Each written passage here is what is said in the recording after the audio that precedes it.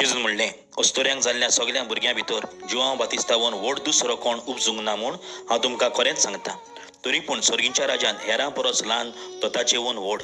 जुआंव बातिस्त आयला तो काळ ठावन आज पासून सर्गीचें राज नेट करून येता आनी बोळ कोतात ते जंबून घेयात.